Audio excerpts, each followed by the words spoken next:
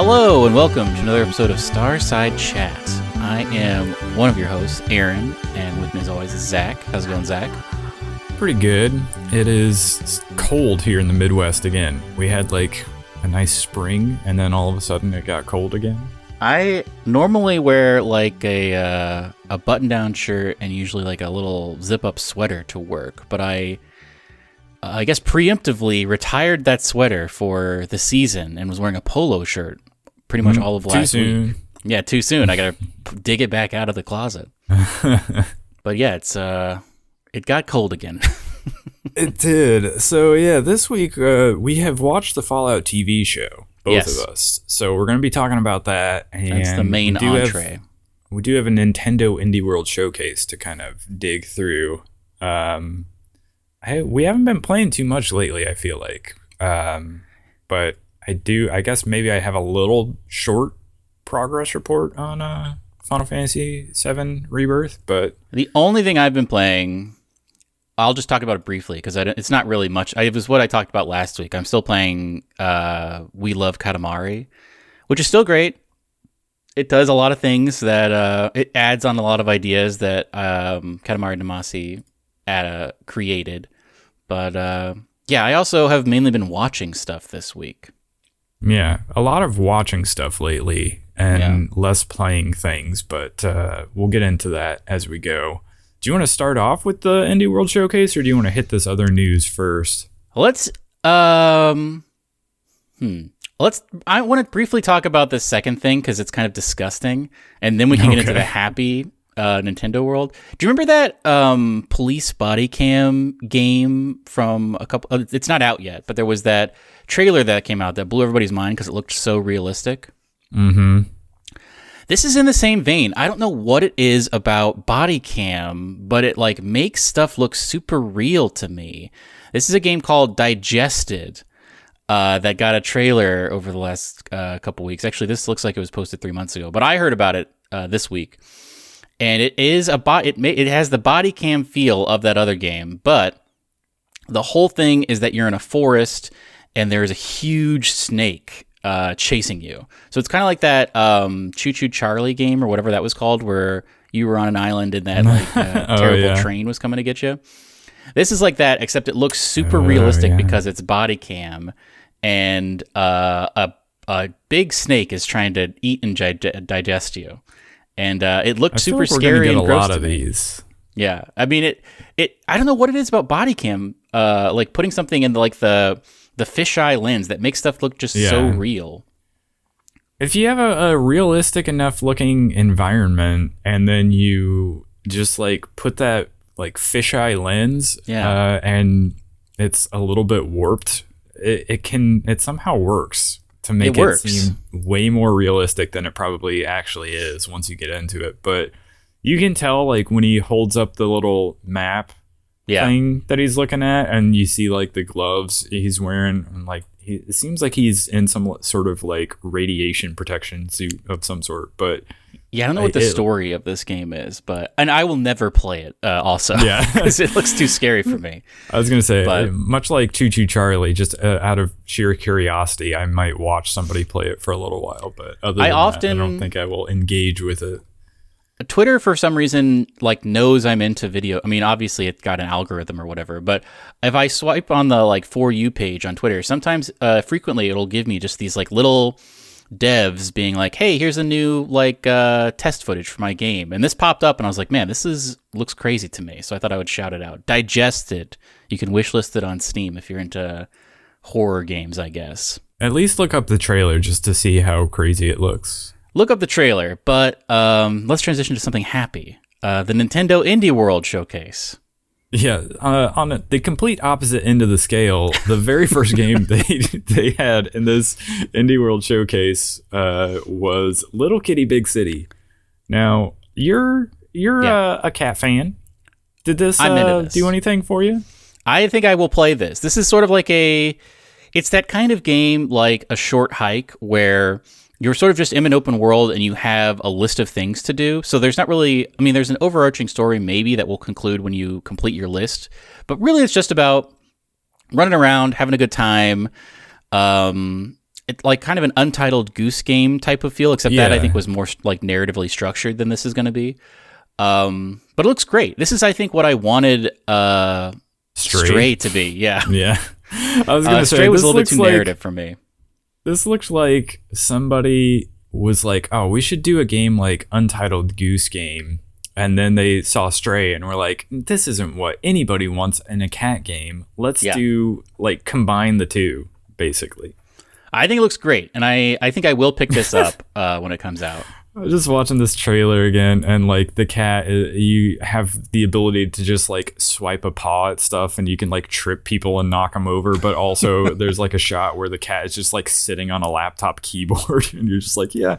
This is what I just want, get in the way all the time. What's that goat game? Goat Simulator. I feel like Goat Simulator. It's very similar to it's like a cat simulator, basically. This was, I think, my game of the show, or a game of the showcase. This is the thing I would be most interested to play. Interesting. Yeah, that not my game of the showcase, but I was like, this will be something Aaron will be into probably. Next up, Metroidvania Yars Rising. Is that what this is? Like, I watched the Min-Max discussion over top of the stream as it was happening, and they were all familiar with Yars, so I guess this is like an older thing that is coming back, maybe? Interesting. I didn't know this was an existing property. Yeah, they made it sound like this was an existing property, but I have never heard of it before. So this was like something new and weird to me, and I was not sure what it was. It's interesting, futuristic. You're a girl who, it seems like there's stealth elements to it, and you can shoot like lasers or whatever. It seems like you can kind of a cyberpunk setting. Yeah, interesting. And then next up, there was Refined Self, the personality test game. This was weird. This is, so you play this game and you make choices, I guess, and at the end of the game, it tells you what kind of person you are. Or I guess it tells you what kind of person the robot is, but really it's telling you how you are. Mm-hmm. And you can play it a number of times and get a number of different results. And then also it allows you to share your results or like find your friends' results to see what kind of personality type they are, which is interesting. I don't know. I probably won't check this out, but it's an interesting thing. Like if you and all your friends got it and played it together and see how you wound up. I could see, I get the like spark of the idea that created this, but I don't know. I mean, it seems like it's basically going to be a visual novel. Like there's not really going to be difficulty in it. It's just sort of a test you take, but like with a very there's a shot towards the end of the trailer where it's just like scrolling through like these character models with like a label over top as to like what the personality ended up being. And it would be, I feel like a bummer to get to the end of whatever this game is and have it pop up butler or, researcher or, gambler. I feel like you'd be like, man, I must have picked some wrong things if that's where I ended up. But I don't know. A weird idea for a game. A weird idea, for sure. Speaking of weird ideas, there were a bunch of them in this one. The next one was a game called Sticky Business, which the trailer kind of starts off with the team talking about the game, and there's a dog, and it's very cute. And I think it seems like the whole point of this game is just like some weird cutesy like sticker thing. Yeah, it's more of this. I think it's kind of like, it's in the same vein of like when you were in school. This is going to date probably both of us, but did they ever let you play on the computers in a game called Kid Pix? I don't know if I remember that or not. Kid Pix was like an illustration program where like every tool you used made a fun sound, and you could like use dynamite to blow up your drawing and stuff. This seems like Kid Pix to me, kind of, where if you gave this to a kid, they'd be like, oh yeah, I can just make all these things. It's I guess similar to Legos maybe, because you're not really drawing anything. You're just like using pre-made stickers to make little tableaus. But it gave me like real Kid Pix vibes. Not for me. I was going to say, this does not seem engaging in any way, shape, or form to me, but maybe somebody's into it. I don't know. Now, the next one. What was your hot take on this next one? Because I have a hot take on this. Well, so it seems like that. What was that Pizza Tower game? Yeah, it seems exactly like Pizza Tower. It seems like they saw Pizza Tower and were like, oh, we can do that too. And they just made this like insane, like fast-paced, side-scrolling platformer with sort of a similar art style to Pizza Tower. Even to the point where at the end of every Pizza Tower level, you have to go back to the entrance. Like you have to go backwards throughout the whole level really quickly as a timer's going. And that's the same thing here. You get to the end of every level, and then you have to get back to the entrance as like a timer is going. So like it's very similar to Pizza Tower. Maybe that's like a new subgenre that's gonna pop up. But like the art style is like it's sort of pixelated, like Cartoon Network style animation. I don't know. I didn't play Pizza Tower, so I don't know that I will jump in on this one either. What are your thoughts on Valley Peaks? I actually don't remember this one. I'm just watching the trailer back. It seems like a sort of a first-person version of, oh gosh, what's the bird game? A Short Hike. Short Hike. But like with a different sort of art style than... It's interesting. There's like climbing elements for sure. You're out in like a little camp. I don't remember this one. It didn't leave an impression on me. Oh, that's right, because there's a bunch of frogs. Yeah, but it does have like kind of a unique art style that's like hard to explain. It almost looks like sort of hand drawn, but like once the further away from the camera it gets, like the less like detailed the hand drawn like environments are. Almost like the colors sort of fading out, and it becomes more like not stick figure, but like I don't know. You're only seeing outlines of things. It's a weird art style, but I don't know. It's just like a climbing platformer first-person game. We got another trailer for that Lorelei and the Laser Eyes, which looks interesting. It's like a puzzle, kind of like elements of Resident Evil, sort of like that fixed camera. I'm very interested to see how this reviews, because I think it could be like a real sleeper hit if it like nails all of its like creepy puzzles and stuff. It's got a very distinct art style. Yeah, people seem to be into this. I don't know if this is a game for me, but people seem to be excited about this game. And then we got an extended look at Europa, which does look like something I would check out. Yeah, I was going to say, this one might have been the highlight for me. Oh, really? I don't know if this was the big highlight for me, but this was one of the ones I like put a star next to as like, remember this one when it comes out, because... I guess you play as an android, but it's like a very colorful world that you can run around in. And I guess it's all about like momentum and jumping around. It looks like, I don't know, like it could be pretty fun. There's that game that came out where you're like a ball that can turn into a disc, and it's all about momentum. Do you remember that? No. You're a ball and you can like roll on these like big planets. And then eventually you can turn to a disc and like float, and it's all about keeping the momentum. I don't remember what it was called, but I got kind of those vibes from this where, yeah, you're right. It's like very momentum based. It doesn't seem like there's any combat, but you're sort of just traversing this beautiful world. Kind of like what's that one in the desert that's very well known? Journey? Yes, it's like a Journey type of thing. Yeah, I don't know. I really like the art style of it. And I do too. If it's like satisfying to move around in, I feel like this will be kind of a nice little indie game. Ninja Turtles, Zach. You a fan of Ninja Turtles? Not especially. I can't say that I've seen like the last couple of movies they made. Although I heard that most recent one was good. Yeah. But no, I've never really been into the like beat 'em up genre either, which it seems like this is kind of like a Gauntlet Legends type of deal. Now, this game, I believe, is on Apple Arcade, and it's just making the really? jump to Switch. That's soon. interesting. But yeah, I don't know. I liked Shredder's Revenge quite a bit, but I don't think this is a game that I will be playing. I don't know. It's weird because like TMNT was like one of those franchises that was like always around when I was growing up. So like I am vaguely nostalgic just based on like it being like ever present as I was a child, but Yeah. I never really was like a big TMNT guy. Like I didn't get super into it. So I had toys of them for some reason. My parents bought me toys of them, even though I don't have memories of watching the cartoon series. Maybe they just like got them at Goodwill, but I had like the big not truck. It's not like a truck, but it's like a big vehicle they can all get in, and it like shoots pizzas. I had that, and I liked to play with it.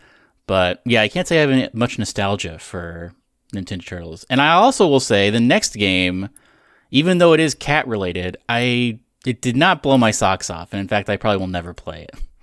yeah, I didn't play any of the previous Cat Quest games, but like people really like these games. And I mean, this one does look pretty good, but yeah, I don't know that I will jump in on the third one if I haven't played the previous ones. What about Stitch? Would you play a game that has the name of a Disney movie but is not based on that property? No, this one I get the appeal of this. This looks like an interesting puzzle game to zone out on. And I like the puzzle mechanic, but I don't know. I would play this if it was on a phone, maybe. And maybe this is another game that was on Apple Arcade. Yeah, it looks like a game that originated on like a touchscreen device, and they're just like porting it to the Switch. And maybe it will have like touchscreen support. I don't know. But this does not seem like something I will play. And then Rapid Fire, they gave us some looks at a couple different things, including Bzzzt, which is looks like a robot Metroidvania that's looks interesting to me. There's also parts where you're on a little ship. And then Shim.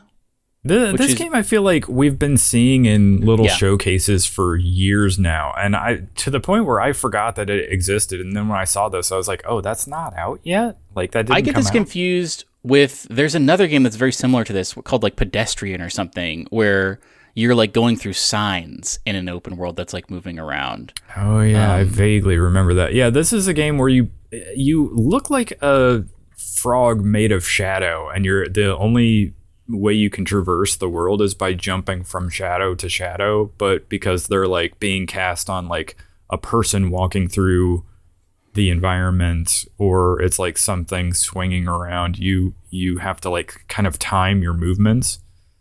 And I guess you're just trying to navigate from one area of the map to the other and like find random things like as you're going. It looks interesting. It is one of the games I'm curious about. It's one of those that could be like a really fun little indie game that will get like some good word of mouth once it comes out. Well, speaking of that, the next thing is something I probably am going to check out. We've been seeing this for a while. Animal Well. They showed. It's coming out May 9th. And this is something I'll definitely pick up. I've been looking forward to this game. Yeah, I remember seeing some trailers for this. It does look like a pretty fun, satisfying little platformer with like a really unique art style. How would you describe this art style?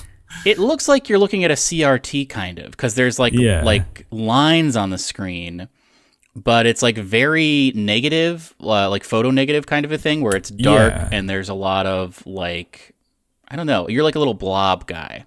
Yeah, you're a little blob jumping around. Yeah, I think I might play this too. It looks pretty good. What else do we have here? A bunch of short, sweet little things. There's a Goose Detective, Duck Detective, The Secret Salami. The art style didn't blow me away. I don't know exactly. This seems like mostly visual novel to me. Yeah, it does seem kind of like a visual novel, or like one of those puzzle games that's sort of what's that game? The Pirate Island, whatever it's called. Oh, Escape from Monkey Island? Yeah, it seems like that sort of a game, but maybe I'm wrong. The Secret of Monkey Island.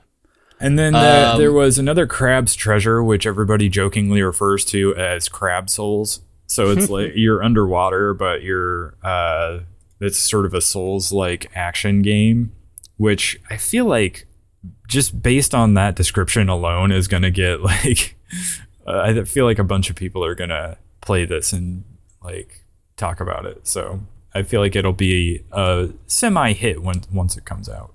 you're a guy who has played some of the SteamWorld games, and I have not. But yeah, that's why. Was this a big deal to you? This was sort of the hit for me. I have not played the first SteamWorld Heist, and there is like a SteamWorld RPG as well that I don't remember what the actual title is, but this is like sort of a turn-based game, and I'm into it. I don't know if I will play this or not because I didn't play the first one, but of the stuff that they showed in this showcase, this was probably the highlight for me. And it's interesting. It's kind of like Worms. I never played Worms. Because it's like 2D, but it seems like when you lock into the like combat part of it, it's 2D and you have like different weapons you can use and everyone gets their turn. It's like turn-based. I guess that's the only reason it's like Worms, but I like the art style of it. Yeah, and you have like, you recruit different characters and you have like sort of a job system that you get in a lot of RPGs, and yeah, it's like this kind of 2D side-scrolling RPG style thing that's like got turn-based combat, and eventually they did show also there's like a ship where you can like kind of move around and navigate the world as well. I liked SteamWorld Dig 2 a lot, and I a little bit wish this was SteamWorld Dig 3, but I would maybe check this out. So that was all for the Nintendo Direct. A couple other things to shout out before we start talking about Fallout. Zach, did you check out the Hades 2 technical test? I did not. Did you? I watched some of it, and then I realized I didn't want to get spoiled for a lot of it, so I kind of just clicked around. But, man, Hades was a great game. It kind of made me want to pick up Hades again. Well, yeah, I mean, this is coming to early access at some point this year. So, I mean, we will probably get a chance to play this before the year is over. But, yeah, I didn't watch this technical test, so... They gave a lot of YouTubers access to like an early build of it as well. So there's a bunch of like impressions videos floating around if you're interested in that. I think I want to remain somewhat spoiler free about. I mean, there's not much to spoil with a run based game like this, but yeah, especially if they're not really showing you like the conversations and stuff that's happening between runs. Yeah, there was a little bit of that between them starting each of their runs, which I tried to skip past.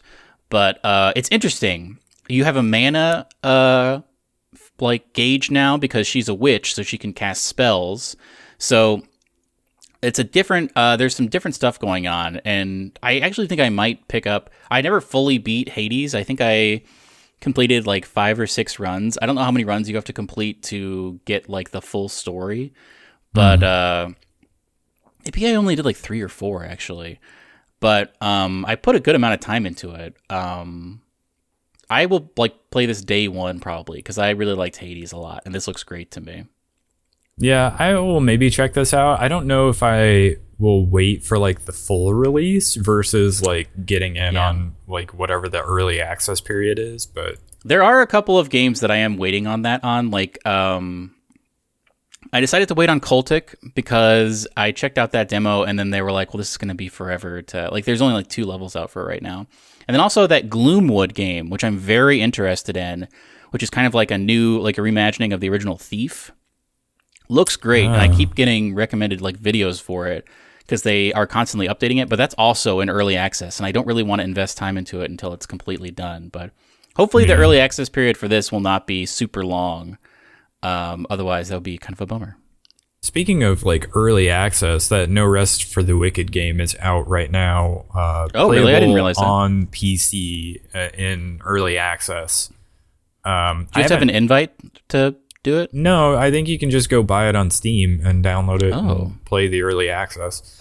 So I do want to check that out. I have not checked it out yet, so maybe I will give it a shot here over the next week or so, and we'll be able to talk about it some on the podcast. But I'm very interested in that game. I definitely want to play it. I've tried to avoid looking into too much. I know we talked about it previously because they've like released some video and stuff like that, but I have attempted to remain somewhat spoiler free on that. But so Keanu Reeves is going to play a character in the next Shadow the Hedgehog movie. Well, it's going to be the next Sonic the Hedgehog movie. Right now, I think maybe next week is when that Knuckles TV show comes out on whatever platform. I don't even know what platform it's on. But they're making this thing a franchise, a shared universe type of deal. And they came out with Sonic 3 is going to feature Shadow the Hedgehog as voiced by Keanu Reeves. And it was teased in Sonic 2 at the very end, the after credit scene was, I think, I forget exactly. It may have been actual footage of Shadow, or maybe it was just his logo or something. But I have a hot take on this. Okay, hit me with it. I think that Keanu Reeves is too nice to be Shadow the Hedgehog. Yeah, I wondered about that. Also, maybe Keanu Reeves is ageless, but too old sounding too? Question mark? I don't know. I feel like maybe, because I feel like in the games, and I have not played. Let me think about this for a second. No, I don't think I've played any 3D Sonic game, so I don't really have any knowledge about Shadow the Hedgehog except for watching YouTubers play through Sonic 06 just to see how terrible it was. But I feel like Shadow is generally kind of an impetuous sort of mean guy who, I mean, I guess Knuckles is kind of a mean guy too, but Shadow especially I feel like is kind of a youthful, he has a gun is another thing, is the main thing about Shadow is he has just a straight up handgun that he uses, and that's his main deal. Really? I don't know how that's going to translate into the movie, but that's his main power, I think, is he just has a gun and can drive cars. Man, I do not know Sonic as well as I thought I did. It's weird. I didn't think I knew it well at all, but I know it even less than I thought I did. I mean, maybe that's where they were coming from. Maybe they're who's a good gun guy? And they're well, Keanu Reeves is John Wick, so maybe he should be Shadow the Hedgehog. But I feel like it should be a younger, because Keanu Reeves, I don't know that he can be so mean. I feel like in his voice, maybe you're right. Maybe it's an age thing. But I was expecting someone younger and meaner to be Shadow the Hedgehog. But maybe he'll make it work. I'm sure he will. Here's my thing that I go back to with all of these video game adaptations, especially the animated ones. Why do you need to cast a recognizable name in it?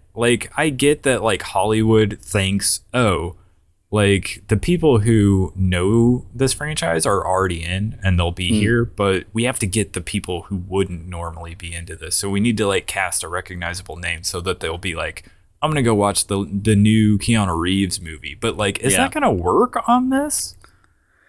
I don't know. People already have their idea about Sonic the Hedgehog.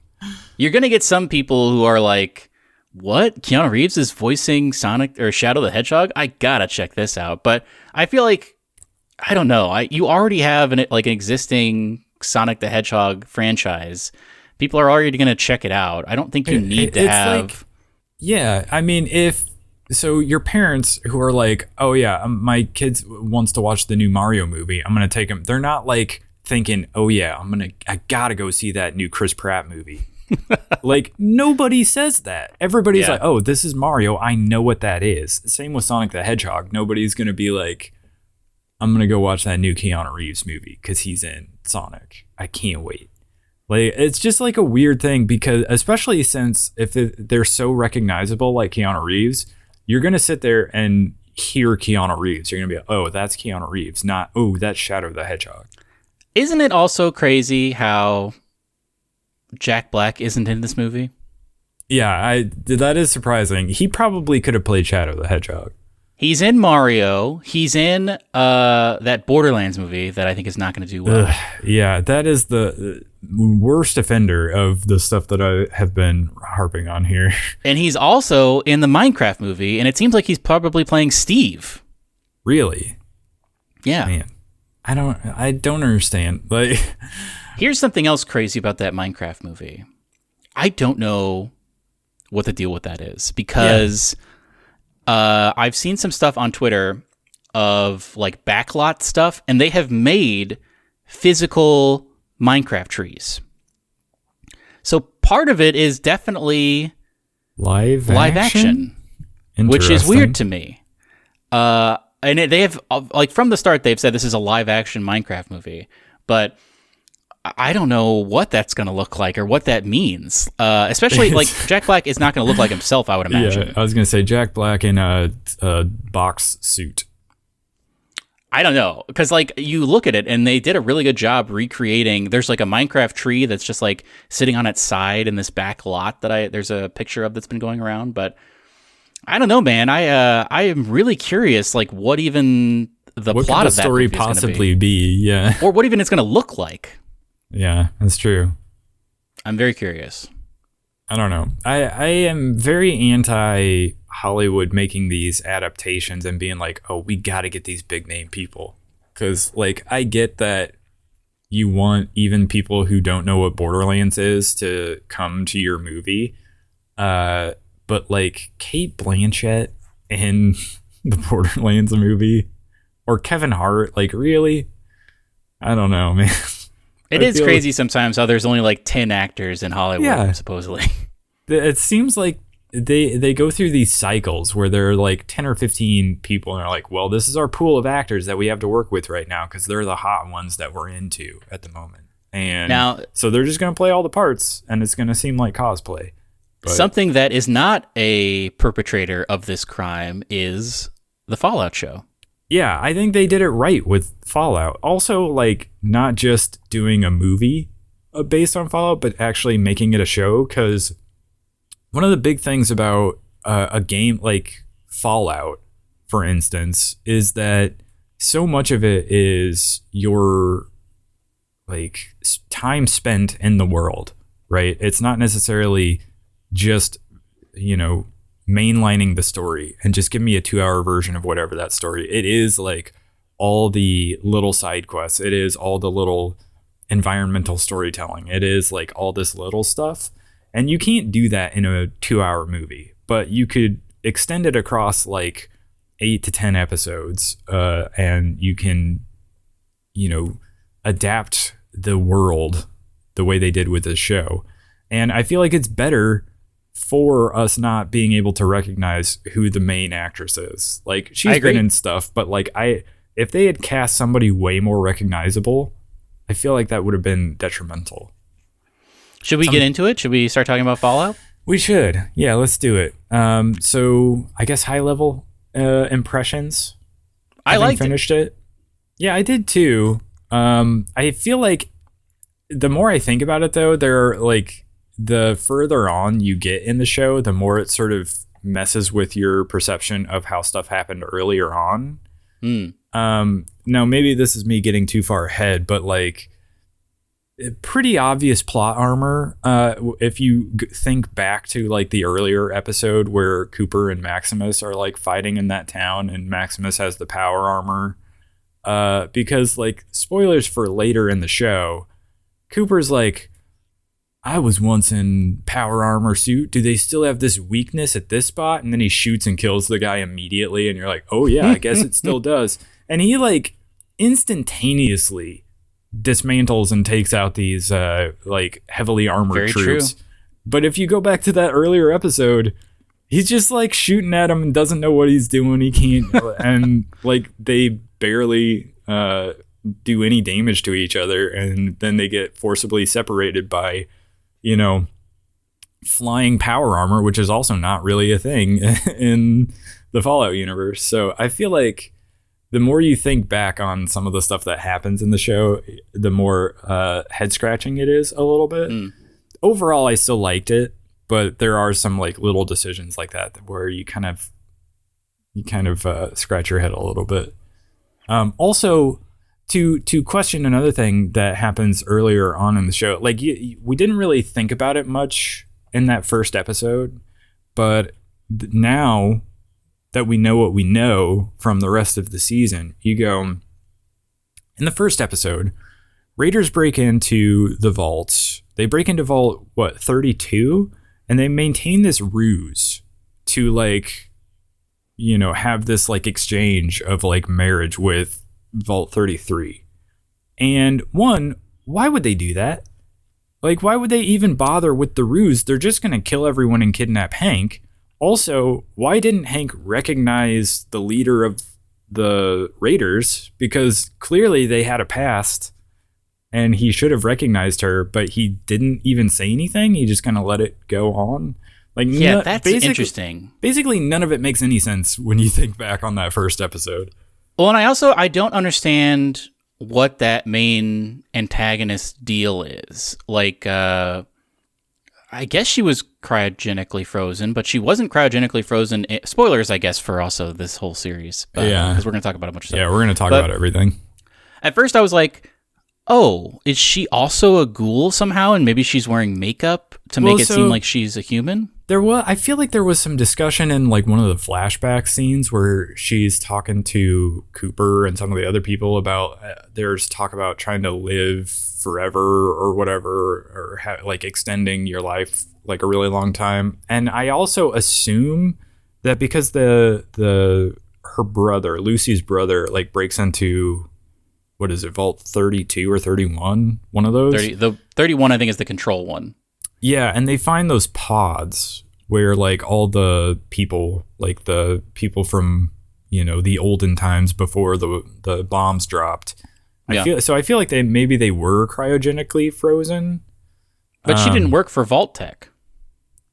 Well, I feel like it was that whole council basically more or less got to live. But she wasn't on that council. She's anti that council.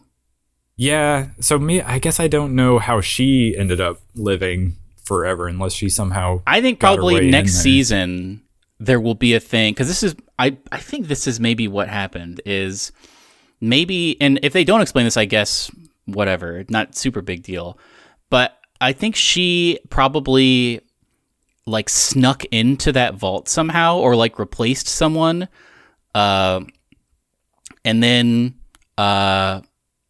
like got woken up and they thought she was a different person, and then she got integrated into that vault that got like attacked by raiders, and then she opened up the what's it called, the thing, because otherwise I don't really know if they're ever going to explain how she's like 200 years later and looks totally fine. Yeah, and I mean, I don't know what to make of that character, because I think the show wants to make you think she's the villain for like much of the first half of the show, and then like in the last episode or two it's revealed that Hank is like this bad guy, and she's maybe some like, I don't know, good freedom fighter of some sort, but she's also like pretty evil as well. So like I don't know what her deal is. She's like oddly pro-communism as well, which is also, it doesn't reflect well on her. So I don't really get what they're trying to do with that character, other than maybe say like, things are way more complicated than you think. But here's some things I loved. Let me shout these out. I loved when he hacked that computer and it was the hacking game from Fallout 4. Yeah, that was great. I liked John Daly, who popped up a couple of times as that like weirdo doctor who's just like running around. He turns that one guy into a ghoul. That's who that was. Yeah, I was gonna say there were a bunch of little cameos. Like obviously Matt Berry was in this, both like pre-war. You could see like actual Matt Berry, but then you like also hear his voice because he provided the voice for Codsworth. The guy from Severance also. He was a good character actor that was in there. Is it it was Codsworth. Yeah. I was going to say, because they also have like a generic robot that's like Mr. Gusty or something like that. But yeah, there's also like there's one that I watched a lore video about Fallout, and I guess before, this has probably come up in previous games, but there's like the servant one, but they also made a military one called like Mr. Shooty or something that is the same form factor but has like a bunch of guns on it. Yeah. And then they had like Fred Armisen was there. In like a brief cameo, and obviously Michael Rappaport was there as like the guy that Maximus lets die in the power armor. He's just like randomly there for a bunch of weird people. Just like I was always expecting whenever someone would take off their mask to be like a well-known actor that I had because I had no idea John Daly was going to be in this, but he sure enough pops up and is just like a weirdo running around the wasteland. I was thinking about it, and it occurred to me that is maybe a little bit like in, keeping with how they've done the Fallout games, because you have these like fairly recognizable actors like Liam Neeson and Matthew Perry who like voiced these somewhat minor characters in like Fallout 3 and New Vegas. Because like Matthew Perry shoots the main character at like the very beginning of New Vegas, and then like you go to New Vegas and he has like this little faction group that you sort of deal with. But like other than that, he's not really like a major character in the game. True. And like Liam Neeson obviously voices your dad in Fallout 3, but then he leaves and he's gone for like a long time. And so he doesn't have like a super major role either. So maybe that's what they were trying to do. Just like be like, hey, check out these recognizable people. Now, this has been renewed for a second season, and the final shot of this, I don't know, I can't remember if it's the final shot or one of the final shots, is Hank looking down at New Vegas. So it seems implied that the next season will at least partially take place in New Vegas. And what's that guy's name? The leather jacket guy? The leather jacket guy. The Bethesda guy. Oh, Todd Howard.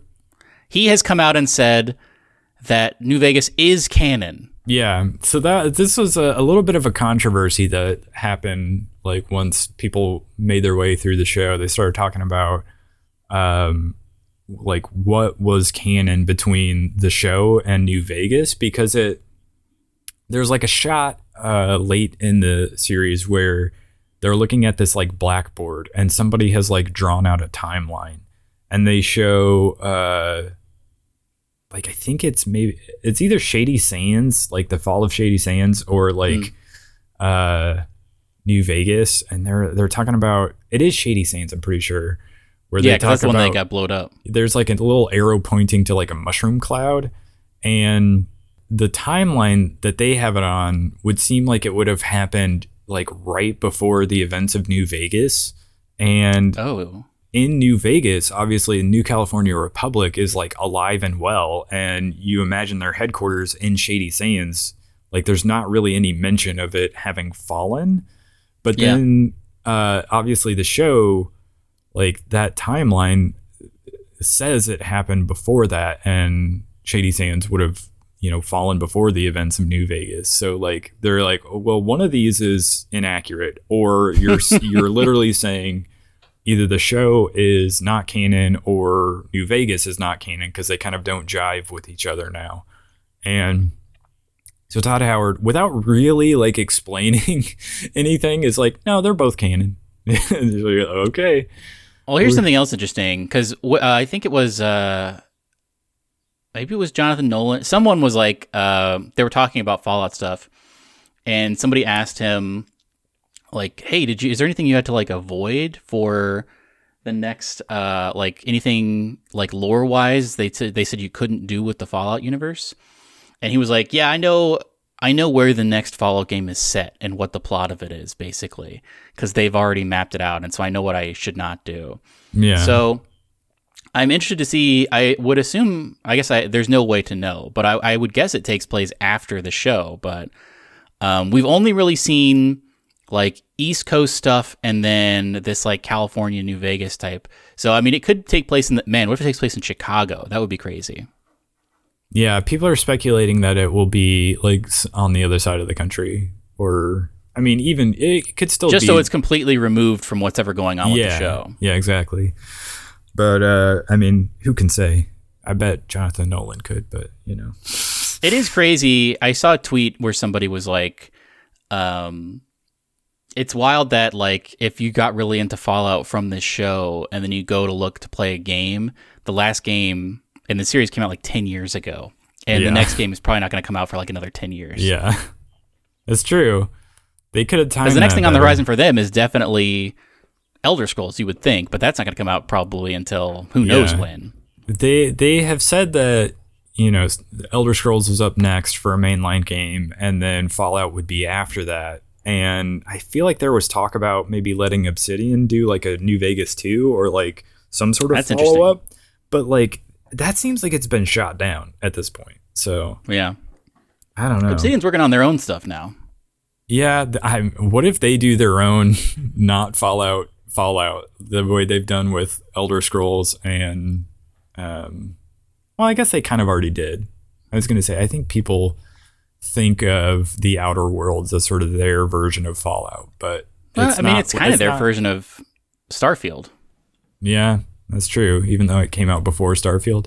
Yeah. But it has a very Fallout style to it. But yeah, if they did like a post-apocalyptic thing, then they would just be the team that's making smaller versions of like Bethesda RPGs. But the show did a great job of incorporating all the props and stuff. Like every time they used a Pip-Boy, it looked great. The sounds were great. It made sense where they were doing stuff. All the vaults look great. Also, like all the vault tech stuff looked awesome. It is like a 1-to-1 translation of like all the props and everything. And yeah, it is like, I don't know if it's just because we've played like Fallout Shelter now, so we've gotten a good look at like what the different vaults look like and running through them. You do spend some time in vaults in the games, but yeah, it's they did a really good job of adapting that stuff. But it is crazy also.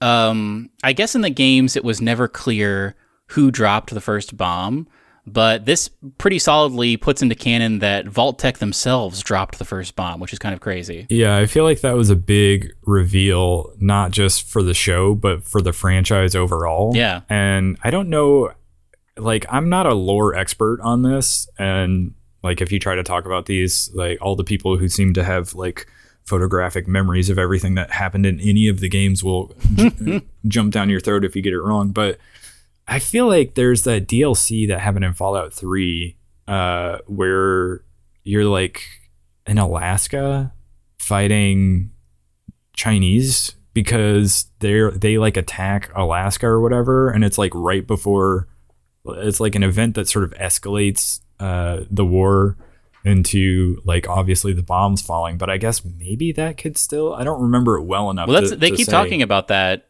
on like TV screens in the past segments of what's it called, of the show. Like there's those news reports where they're like escalations are rising in Alaska and we're not sure what's going on. So yeah. I think that is still canon. Well, no, it is. I'm just trying to remember like the sequence of events, like if Vault Tech deciding to drop all the bombs themselves, if that like jives with what happened in that DLC, but it probably could. I will say we're not there yet as far as de-aging people. Oh yeah. That's the first thing I said when he came on screen. I was like, we're not there yet. And I watched that Indiana Jones Dial of Destiny with that extended period where Harrison Ford is de-aged, and that also is just like, that was maybe a little better than this, but we have not nailed that uncanny valley yet for whatever reason. Yeah, he looked, I would say, bad. I've seen it not look as bad in some movies, but it did not look great in this TV show. But they still have not revealed what exactly happened to turn Cooper into a ghoul.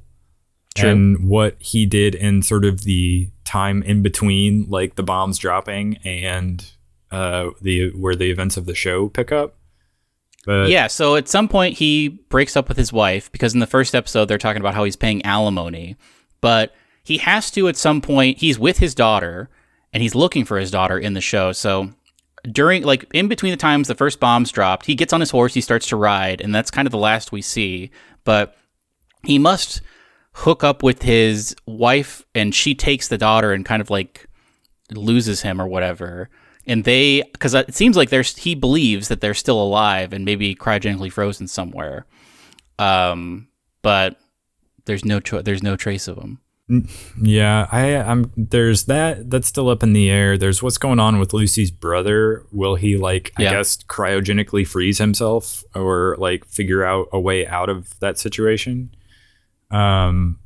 A lot of loose ends, because like the Brotherhood of Steel stuff is also, now he's like that guy is like a big shot with the Brotherhood of Steel.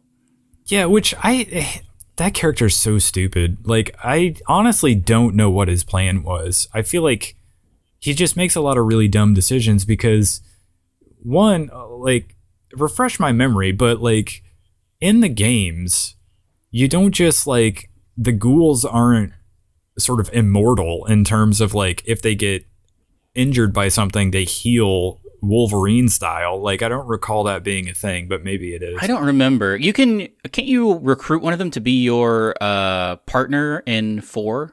I'm pretty sure. Yeah, I mean, you have dealings with them, but like if you shoot them, you kill them. Like you can kill ghouls in the games, and it's not like a thing where, I don't know, they're almost impossible to kill. But so yeah, that is another one of those things, kind of like the flying power armor, where I'm like, is this a show invention? Like, was this part of the games? I don't know, but I wonder if he's a special kind of ghoul for whatever reason.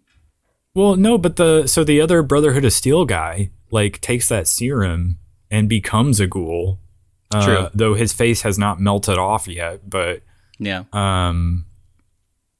But yeah, so he's now a ghoul, and he's like, "Hey, take the head," and then he grabs just another random one and is like, "I will, I guess, fool the Brotherhood of Steel into thinking this is the head." Like, did he think he was not going to get killed or something, going back to them with a fake head? I don't know. He didn't really seem to think through a lot of his... I saw a Twitter thing that was like, another reason this is like the game is because, one, people keep getting distracted by side quests instead of doing the main plot. Yeah. And also, the Brotherhood of Steel guy is just sort of like making decisions and not really... He's like not auto-saving. He's just kind of like doing stuff and seeing what will happen. Yeah, I mean, I guess like you can make that argument that it does feel like the games in that way, and maybe that's what they were going for. But also, like narratively, if you're, it makes no sense. Yeah, if you're a screenwriter, you just kind of go, "What were they doing with this, and why?" But yeah, I don't know. And like New Vegas, like the brief shot you get at the end of it, it looks like a ghost town. Which is very much not how it was in the games, and not how you would have left it. Well, if the games are canon, House, Mr. House, is that his name? Yeah. Who you do He died in my playthrough. You do see him in that like sequence, you know, before the bombs, where they're at like this committee meeting or whatever. You see that, like, the young, not dead version of him. But yeah, he died in my playthrough as well. So I guess he would not be there, I guess, to run New Vegas anymore. But presumably the other factions would still be there. Unless, I guess... Yeah, I wonder if we'll get to see those Roman guys. Caesar's Legion? Yeah, I don't know. Because I feel like I took them out in my playthrough as well. But I guess maybe... Yeah. Like the remnants of them would still exist, but it seems like New Vegas has, like, the power has been turned off, you know, and they literally just turned power on in Los Angeles before they left for New Vegas, I guess. Mm-hmm. So like, I guess they've got some splaining to do is in terms of what happened to New Vegas after the games, and you know where we're at now in the show. But it's a great setting, though. I'm excited to see it come to the screen next season. Yeah, for sure. I'm definitely excited to see what they do with New Vegas, but it'll be a cool thing to see for sure. Any other thoughts on it, or should we move on to other things? I did remember another one of the cameos was Eric Estrada. He played Ponch in Chips, the old TV show. He is there as this guy who Cooper comes and like kills his son. You remember that guy? Oh, I did not recognize him. Yeah, I looked at it, I was like, oh, is that's totally Ponch. And it was, yeah. But I liked that they went... It is Oh, sorry, go ahead. Well, it's a crazy thing that it's on Amazon, because Amazon has that like X-ray feature where if you pause the video, it will show you everybody who's on screen. Yeah. And I did that for a part where they were just listening to the radio before it was revealed that it's Fred Armisen. And I paused it, and it was only 2 people on screen, but it was like, here are the 2 people, And also Fred Armisen is here. And I was like, what? I don't see Fred Armisen. And then it was revealed later that he was on the radio, so that was his voice. But it's crazy the people keep popping up. Yeah, the cameos just kept popping up. I wonder who they'll get for season 2. But I did like that they went to like the Red Rocket gas station. Yeah. My home base that I built in Fallout 4 was like built around one of the Red Rocket gas stations. Me as well, yeah. And so I think that's the one they give you the tutorial at. It probably is, but yeah, I always liked going back there, and so it was cool to see one on screen. Oh yeah, like last week when we were talking about the show, we were like, how does Overseer become Overseer? And they sort of settled that by like they did settle that, having a vote like an episode or two after we had discussed that. But yeah, I feel like there's also a little bit of wonky lore when it comes to like the geography of Shady Sands, because I feel like maybe I'm wrong or misremembering it, but I don't feel like it was in LA or that close to LA, but maybe I don't remember. Either way, it's like a pretty important place for, the first couple of games of Fallout, and now I guess we're not ever going to go back there because it's just gone now. And I'm very curious to see what happened to the New California Republic and why they seem to be debunked. I did think it was cool though that they actually played like the Fallout 4 theme, like not like a new version of it, but like the actual like Fallout 4 themed when she like unfurled the New California Republic flag. It was pretty cool. A very cool scene. Yeah. And I did like that, like they go to that, she goes to Vault 4 with Maximus, and they like, it reveals like, it's a very Fallout game thing to like go to a random vault that you've discovered and like explore it and realize that like crazy experiments were happening there, and it was like a hellhole basically that you would not want to be in. But also if you're a screenwriter and you lift that out of the show, it changes absolutely nothing. But I love that they kept it because it felt like a Fallout side quest, right? Where it doesn't advance the story in any way other than to give you world building and to give you some background on things. So I love that even though it doesn't advance the main story, they kept that in there because it was cool. That was the other thing that I didn't really get. And maybe they'll figure this out in the second season. But like, I guess the main secret between those 3 vaults is that one of them is full of cryogenically frozen people who will always be the Overseer. Yeah.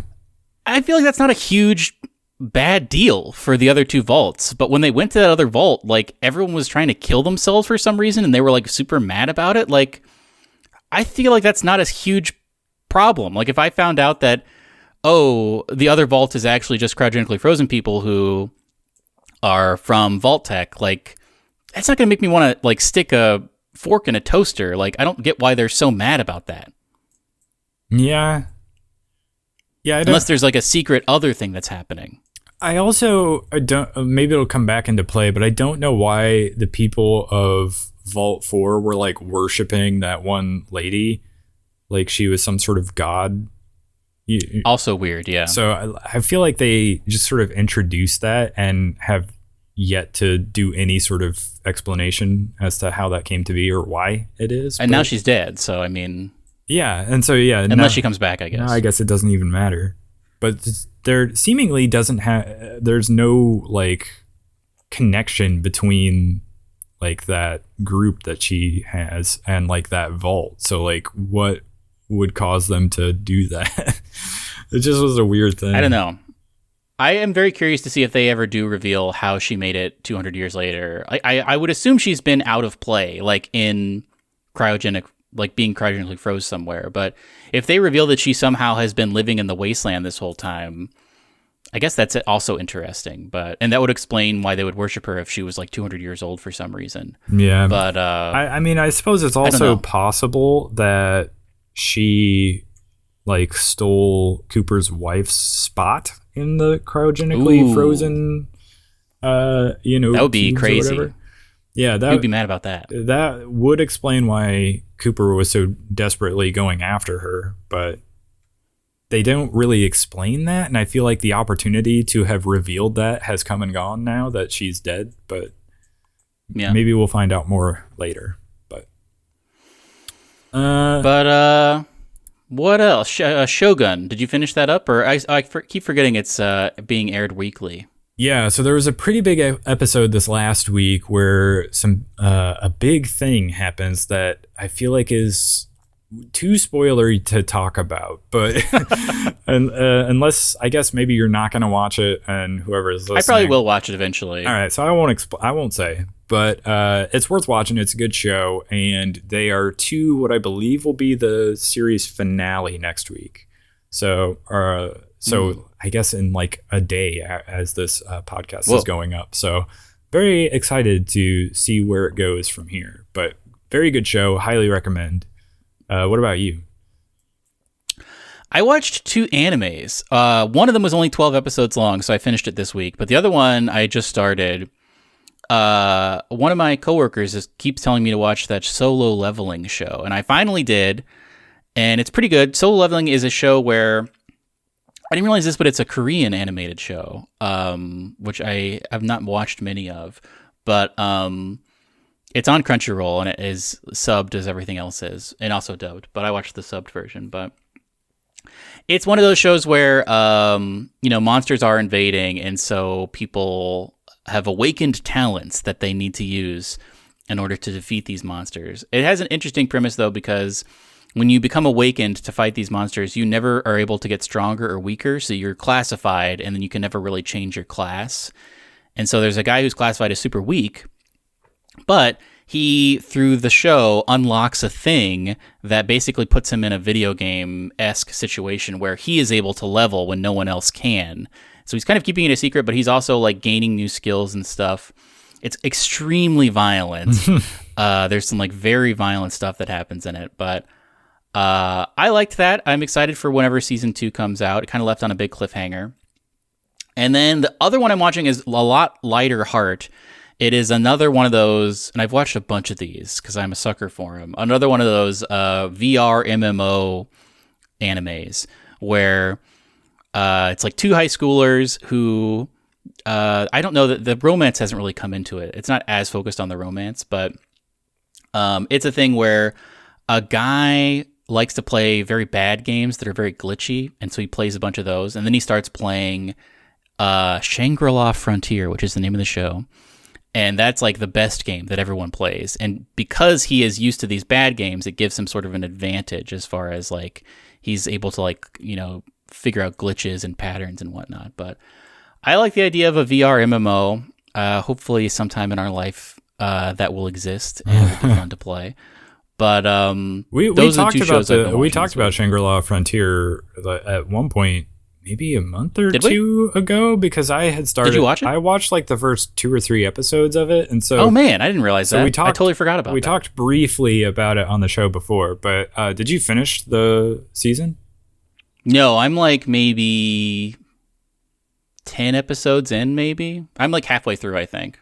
I liked what I watched of it. I need to get back to it, but maybe I'll once I finish Shogun, I will jump in and marathon. I got the bug. I had unsubbed from Crunchyroll because I wasn't really watching anything, and then I got the bug to watch Solo Leveling, and now I just like want to watch more stuff like that. So I think I probably will watch something else after.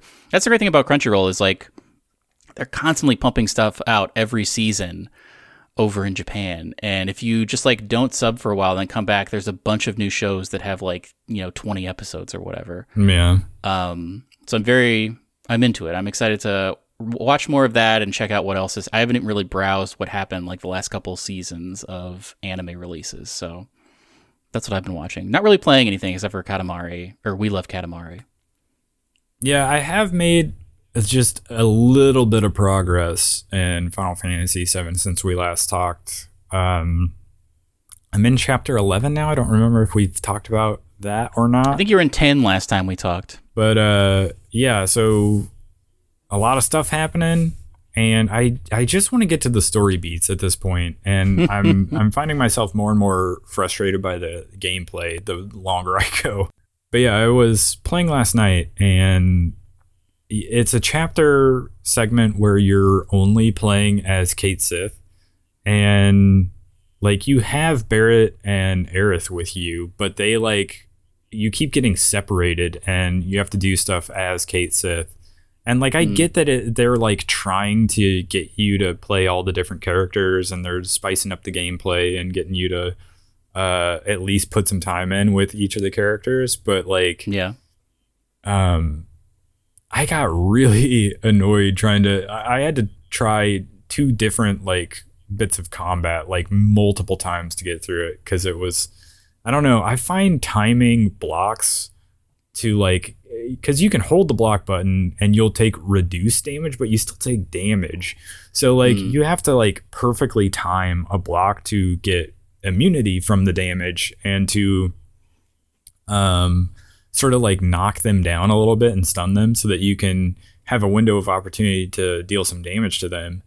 And I was fighting these 2, like, I don't know, they were like candelabras or something. And one of them, I would like perfectly time the block and knock them down. And for whatever reason, the auto targeting would just switch to the other one that was not stunned, and it was like too far away from me. And so he would start attacking the air next to the thing. I was like, he's right in front of you. Just attack the thing I want you to attack. And then, I don't know. It was hard to time blocks when 2 of them were trying to attack you at the same time. And it's just stuff like that annoys me. It's not like unbeatable, because usually you can survive them, but like the idea that I have to build up ATB to use a healing item, because I guess you can't reach in your pocket until you've hit something first, as we all know in real life.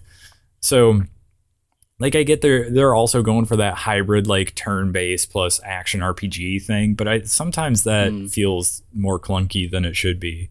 And so yeah, I struggled to like muddle through the combat with Cait Sith until I finally got through that section, and then I was fine. But also like that section is just, when you're not in combat, like gameplay wise, was horrendous to me, because you have to get your Moogle out and he'll pick up these boxes, and you have to throw them at like switches and other boxes to break them. But like the controls for it are like, you have to touch a very specific spot on the touchpad and hold it and slide your thumb down to like increase the like your arc and how much power you're putting behind the throw. And then release it and he'll throw it. And it was so finicky that there's like a section where you're like riding, and it's almost like you're on an elevator or something, or maybe you're just like on a platform of some sort, and there's this like conveyor belt of boxes going from left to right, and it's like you have 2 minutes, hit as many of those boxes as you can, and like a sub objective pops up and it's like you've hit 0 of 10 or whatever. And it was like, I'm never gonna do this. Like, it's so finicky that I'm struggling to do this in the main part. And so I threw like a couple boxes, and then I just put my controller down. I was like, whatever, this is so stupid, I'm not even gonna try. This is not even fun. And so like, I don't know, there's a lot of stuff like that in this game that's like, why would you have, like, did anybody play test this? Because it's not fun and it's just stupid. And so I couldn't wait to get to story beats. Like the story is definitely driving me to continue playing it, but I feel like if it didn't have such a strong story and such interesting characters, I would have dropped this game already, is where I'm at with it. Unfortunately, because I want to like it a lot because it's Final Fantasy and everybody loves it. But also, like, I feel like it's only me that doesn't like the combat. I don't know why. I was listening to the MinMax crew because they do their deepest dive or whatever, and maybe it's because Ben Hansen is like very nostalgic for the original, and so he's like a super fanboy of this. But he was like, the greatest action combat ever devised, and I'm like, what are you talking about? Like, this is not my experience at all. And so I did some like Google searching and found a Reddit thread where somebody else was like, is anybody else not having the combat click for them?